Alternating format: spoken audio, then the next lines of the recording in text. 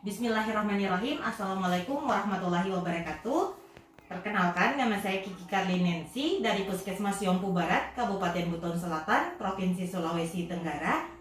Pada kesempatan kali ini saya akan memperagakan cara pengemasan spesimen AFP yang akan dikirim ke laboratorium kabupaten atau provinsi. Baiklah, alat dan bahan yang digunakan. Pertama, ada spesimen karir yang kemudian kita isi. Ada kulpek.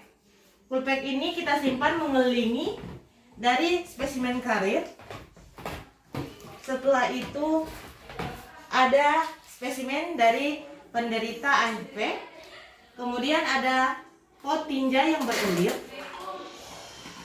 Ada selotip, lakban, ada kertas label, ada spidol, ada pulpen, ada gunting, ada 2 kertas plastik kecil, ada 1 kertas plastik sedang, ada formulir FP1 dan format permohonan pemeriksaan, ada plastik besar yang digunakan untuk membungkus format ini agar tidak basah pada saat proses pengiriman.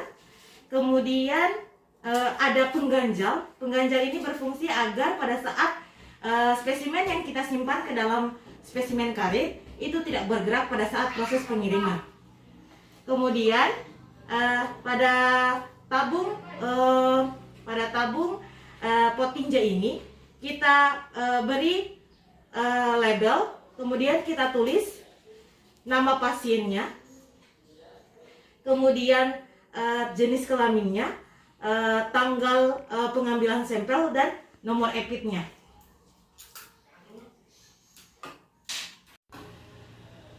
Pertama, kita ambil spesimen pertama. Jika tekstur dari spesimen itu padat, cukup mengambil 1 ruas ibu jari. Apabila teksturnya itu lembek, maka kita ambil 1 sendok, kemudian kita masukkan ke dalam tabung yang berulir. Kemudian jangan lupa memberikan label nama, jenis kelamin, tanggal pengambilan sampel, dan nomor EPIT-nya. Setelah itu selesai, kemudian kita beri lakban pada daerah yang kita beri label agar tidak basah. Kemudian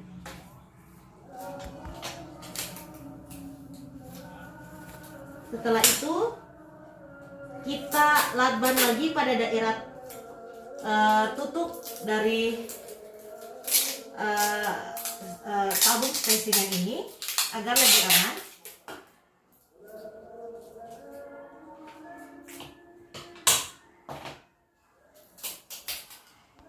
Bila pengambilan spesimen 1 ke spesimen selanjutnya itu lebih dari 24 jam, maka spesimen 1 ini harus dimasukkan ke dalam spesimen karir yang sudah dikelilingi oleh kulpet.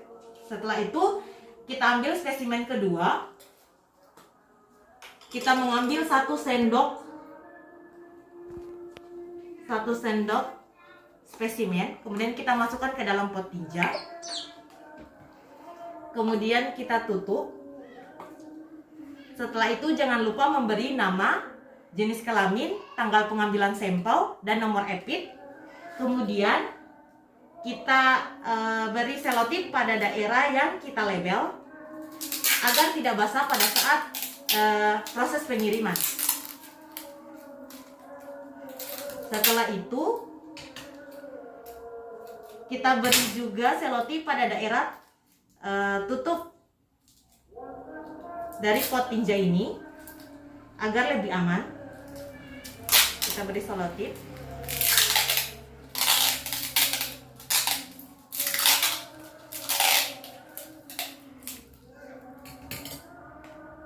Agar lebih aman. Kemudian kita ambil spidol dan memberi angka Romawi 1. Angka Romawi 1 untuk spesimen 1 dan memberi angka Romawi 2 untuk spesimen 2. Setelah itu kita masukkan ke dalam plastik kecil.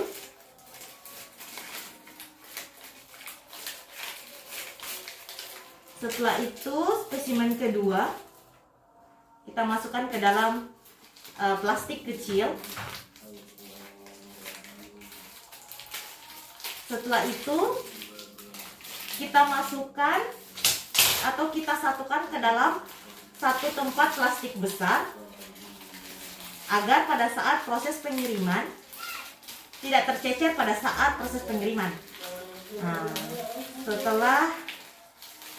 setelah kita masukkan kedua dari pot dari spesimen ini, setelah rapi kita masukkan ke dalam tabung primer. Kemudian kita beri pengganjal agar tidak bergerak pada saat proses pengiriman. Kemudian kita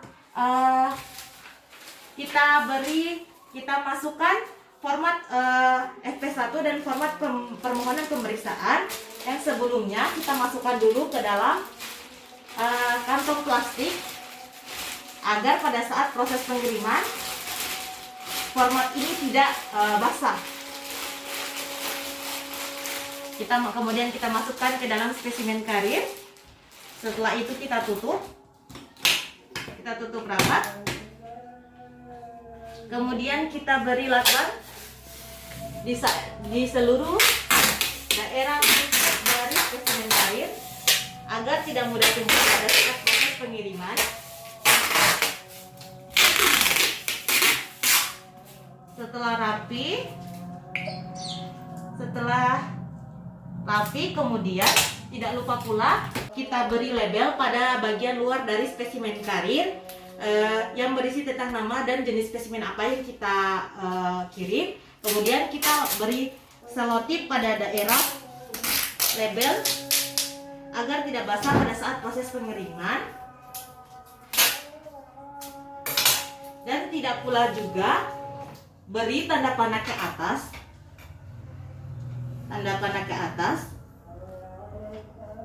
agar tidak terbalik pada saat proses pengiriman. Dan sampel sudah siap untuk dikirim ke laboratorium kabupaten atau provinsi. Demikianlah apa yang bisa saya sampaikan. Semoga apa yang saya sampaikan bisa bermanfaat bagi teman-teman. Dan saya akhiri dengan ucapan wabillahi taufiq wal hidayah. Wassalamualaikum warahmatullahi wabarakatuh.